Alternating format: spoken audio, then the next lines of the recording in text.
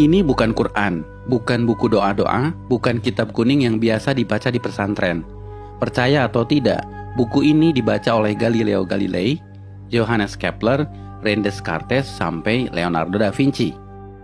Judul aslinya dalam bahasa Arab adalah Al-Manazil, tapi kemudian diterjemahkan ke bahasa Latin menjadi Book of Optics.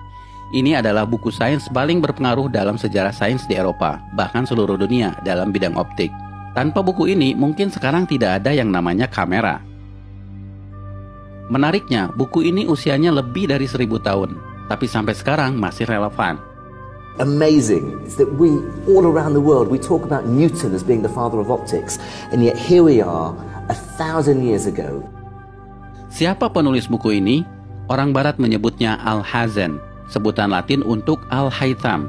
Ya, beliau adalah Ibnu Al-Haytham, seorang ilmuwan muslim di abad ke-11, di mana ketika itu Islam sedang dalam masa keemasannya. Orang Barat menyebutnya the Islamic Golden Age.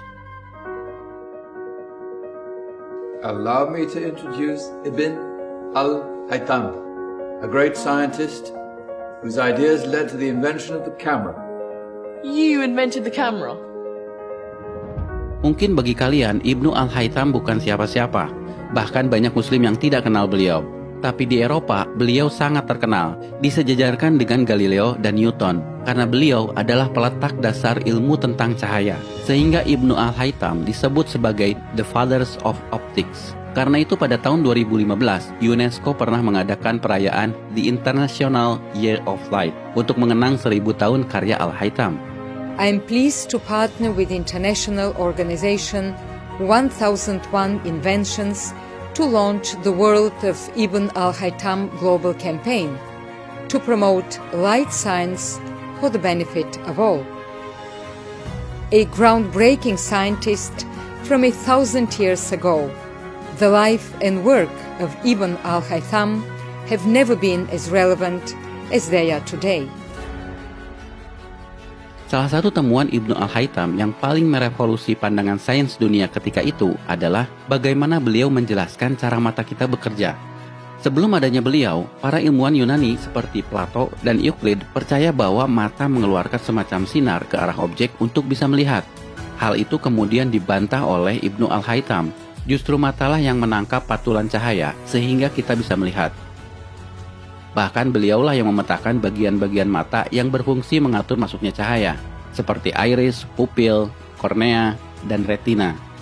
Temuannya ini bukan sekedar teori, Ibnu Al-Haytham membuktikannya dengan eksperimen. Bahkan eksperimennya yang bisa dibilang cukup sederhana ketika itu, menjadi dasar bagi penemuan kamera zaman sekarang, yang pada saat itu disebut kamera obscura. By the way, tahukah kalian, kata kamera berasal dari bahasa Latin yang artinya ruangan. Sedangkan obscura artinya gelap. Jadi kamera obscura artinya ruangan gelap. Dinamakan seperti itu karena Ibnu Al-Haytham melakukan eksperimennya di ruangan gelap saat beliau di penjara. Beliau di penjara karena penguasa Mesir pernah memanggilnya untuk mengatasi banjir Sungai Nil. Namun usahanya dianggap gagal dan sang raja marah, lalu memenjarakannya. Tapi saat di penjara inilah justru jadi momen bersejarah bagi Ibnu Al-Haytham dan bagi perkembangan dunia sains modern. Salah satunya adalah penemuan kamera obscura. We have a beautiful view of a nice church just outside the window here. Now, if I close this blind, through this pinhole I created in this blind, I'll be able to capture an image of this church on this transparent screen. However, it's an inverted image, as Ibn al-Haytham explained and demonstrated. If I let this eye look through this pinhole, I'm gonna be able to see the image of the church again, invert it back on the retina. Kalau menurut kalian temuan Ibnu Al-Haytham ini biasa saja, perhatikan bahwa Ibnu Al-Haytham bukan sekedar menjelaskan cara kerja mata, tapi sifat dari cahaya itu sendiri. Beliaulah yang pertama membuktikan bahwa cahaya berjalan dalam lintasan lurus, sehingga beliau bisa menjelaskan pantulan cermin, pembiasan cahaya, dan fenomena-fenomena lainnya. Dan ini menjadi landasan penemuan semua teknologi yang melibatkan cahaya, seperti kabel optik, laser, komunikasi satelit, sampai akselerator partikel. I'm sort of wondering what Ibn al-Haytham would think doing experiments with candles and pinhole cameras.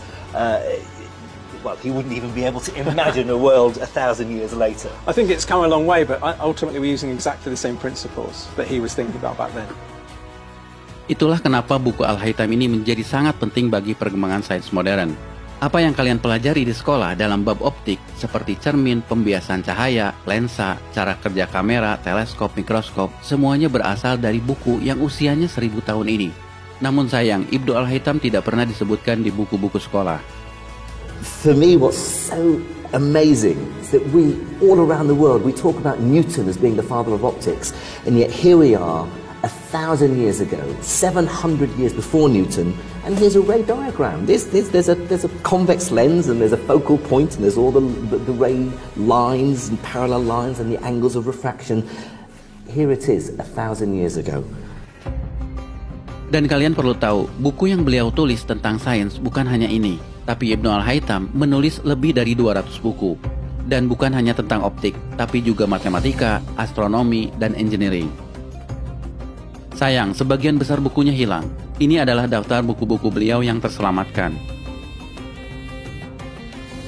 Sekali lagi, nama Ibnu Al-Haytham mungkin bagi kalian tidak populer, tidak sepopuler Newton atau Einstein. Tapi asal kalian tahu, nama Ibnu Al-Haytham atau Al-Hazan begitu pentingnya sampai nama beliau dijadikan nama salah satu kawah di bulan.